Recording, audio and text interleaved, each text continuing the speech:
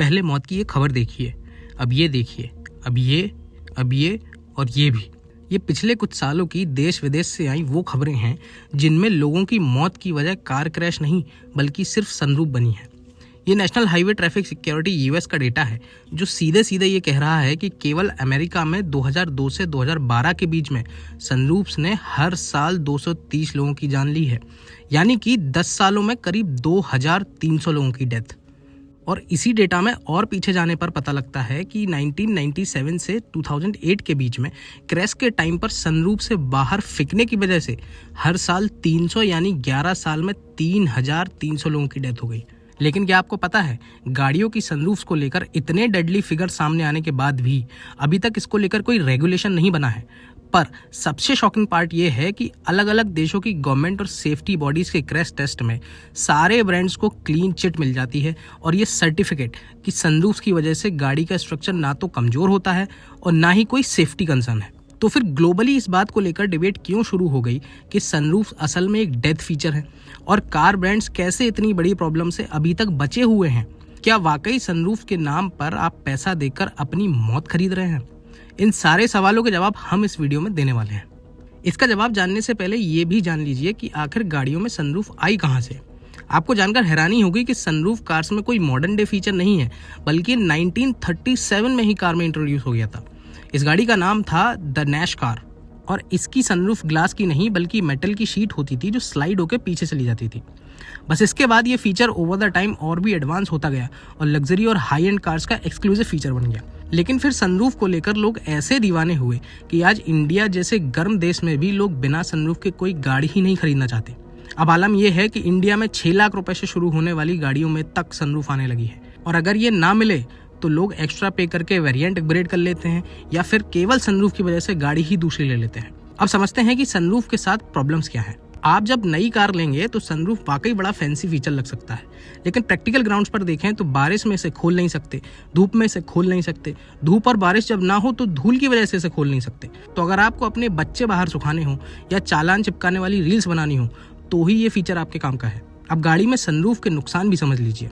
पहली प्रॉब्लम तो सीधे आपकी जेब पर असर डालती है और वो ऐसे कि जितनी बड़ी सनरूफ होगी हीट से उतनी कम इंसुलेशन, यानी कि कार के एसी को एक्स्ट्रा काम करना पड़ेगा और अल्टीमेटली गाड़ी ज्यादा फ्यूल खर्च करेगी। अगर ये कोई बड़ी एसयूवी नहीं है तो हेडरूम भी कम हो जाता है और साथ ही सनरूफ अपने आप में बहुत कॉम्प्लेक्स सिस्टम है, यानी कि आपकी कार की रूफ पर एक अलग से हैवी पार्ट आप ऑल टाइम कैरी कर रहे हैं। इसके अलावा जैसे जैसे गाड़ी पुरानी होती है इसके रबर्स और सील्स भी खराब होने लगते हैं, फिर ये वाटर लीकेज और मेंटेनेंस की भी समस्या बन जाती है। अब आते हैं सनरूफ से जुड़े सेफ्टी कंसर्न्स पर। सबसे बड़ा सेफ्टी कंसर्न तो यही है कि सनरूफ आपकी कार की छत में एक बहुत बड़ा छेद है जो बिल्कुल आपके सर के ऊपर है, जिसे सिर्फ एक टेम्पर्ड ग्लास से बंद किया गया है। अब इसके काउंटर में दुनिया की कोई भी साइंस और इंजीनियरिंग लगा दीजिए, एक 1 पीस स्ट्रॉन्ग मेटल रूफ से मजबूत ये सनरूफ तो नहीं हो सकती। अब इमेजिन करिए कि एक पैनोरामिक सनरूफ वाली कार का रोल ओवर एक्सीडेंट होता है और क्रैश के टाइम पर कोई बड़ा पत्थर या पेड़ की टहनी कितनी आसानी से कार के अंदर आ सकती है और बहुत चांसेस हैं कि पैसेंजर्स के सिर में भी धंस सकती है। और ऐसे क्रैश में सनरूफ कितनी लीथल हो सकती है वो बताने के लिए NHTSA के ये डेटा चीख कर मौत के आंकड़े बता रहे हैं। अब आखिरी सवाल है कि कार ब्रांड्स कैसे सनरूफ को लेकर अभी तक बचे हुए हैं। कुछ साल पहले न्यूयॉर्क टाइम्स की एक रिपोर्ट सामने आई थी जो एक लेडी के क्रैश के बारे में थी जो सनरूफ की वजह से अपाहिज हो गई, जिसके बाद हेनकिंस नाम की लेडी ने फोर्ड पर केस ठोका था। रिपोर्ट में बताया गया है कि इतने सालों बाद भी सनरूफ इजेक्शंस को लेकर कोई रेगुलेशन नहीं बने हैं और इसी वजह से ये केस फोर्ड जीत गई और ये दलील दी कि ऐसा कोई गवर्नमेंट रूल नहीं है जो इस बात के लिए बाध्य करता हो कि क्रैश के दौरान कोई पैसेंजर सनरूफ से बाहर ना फेंक पाए। ये तो सब जानते हैं कि ग्लोबली कार क्रैश बेहद स्ट्रिक्ट हो चुके हैं और सेफ्टी को लेकर स्टैंडर्ड्स भी बहुत हाई हैं, लेकिन सनरूफ पर अभी तक ऑब्जेक्शन इसलिए नहीं आए क्योंकि सरकारें और क्रैश टेस्ट एजेंसीज टेस्ट करती हैं कार की स्ट्रक्चरल स्ट्रेंथ और सेफ्टी फीचर्स। इन टेस्ट के दौरान गाड़ी के एक्टिव सेफ्टी फीचर पैसेंजर को सेफ्टी देते हैं और कार की बॉडी और क्रम्बल जोन्स क्रैश की सारी एनर्जी अब्जॉर्ब कर लेते हैं और इस तरह in lab managed crash test में रूफ का कोई मेजर कंसर्न ही नहीं आता और कार कंपनीज को क्लीन चिट मिल जाती है।